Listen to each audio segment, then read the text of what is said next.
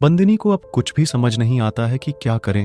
तभी उसने सोचा, जब मेरे पति अपने ऑफिस चले जाएंगे तब मैं खुद ही पता लगाऊंगी कि इस दरवाजे के अंदर कौन है। उसका पति सुबह अपने ऑफिस चला जाता है। तब बंधनी उस दरवाजे के बाहर खड़ी होकर आवाज लगाती है कि अंदर कौन है, परंतु उसे कुछ जवाब नहीं मिलता है। वह दरवाजे को बहुत देर तक खटखटाती भी है, परंतु अंदर से कोई आवाज नहीं आता है। बंदनी से अब रहा नहीं जाता है। वह नीचे बैठे हुए चौकीदार से जाकर पूछती है कि मेरे कमरे के सामने वाले कमरे में कोई रहता है क्या, क्योंकि उस कमरे से खटखट की आवाजें आती रहती हैं। चौकीदार कहता है कि मैम साहब, मुझे यहाँ आए हुए अभी 6 महीने ही हुए हैं। मुझे इस बिल्डिंग के बारे में पूरी जानकारी नहीं है, और रही बात उस कमरे की, तो उसके बारे में मैं तो बिल्कुल जानता ही नहीं हूँ। भला कोई बंद दरवाजे से कैसे खटखटा सकता है? यह तो जरूर आपका कोई भ्रम होगा। बंदनी इतना सुनकर अपने कमरे में आ जाती है। बंदनी अपने पति के साथ अपने कमरे में लेटी हुई थी। रात का समय था और बंदनी इसी कमरे के बारे में सोचते सोचते सो जाती है। तभी उसे सपना आता है।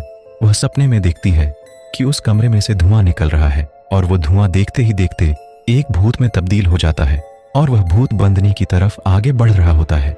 इतना ही देख पाती है और बंदनी की अचानक से आंखें खुल जाती हैं और वह बहुत डरी और सहमी हुई सी उठकर बैठ जाती है। बंदनी इस सपने को देखकर इतना डर जाती है कि उसके चेहरे से पसीना ही पसीना निकलने लगता है। बंदनी पूरी तरह से पसीने से भीग जाती है। तकरीबन रात के 1 बजे होंगे। तभी बंदनी से रहा नहीं जाता है। वह कैसे भी करके उस कमरे के अंदर जाना चाहती है, पर वह कैसे जाए, क्योंकि उस कमरे में तो ताला लगा हुआ है। तभी बंदनी उठ करके उस कमरे के दरवाजे के पास जाती है। तभी अचानक पीछे से एक सफेद सा धुआं उड़ता हुआ आता है और बंदनी के शरीर में घुस जाता है, और देखते ही देखते उस कमरे का ताला अपने आप खुल जाता है। बंदनी को होश भी नहीं रहता है कि मैं क्या कर रही हूँ, क्योंकि उसके अंदर वही भूत घुस जाता है जो उसने अभी थोड़ी देर पहले सपने में देखा था।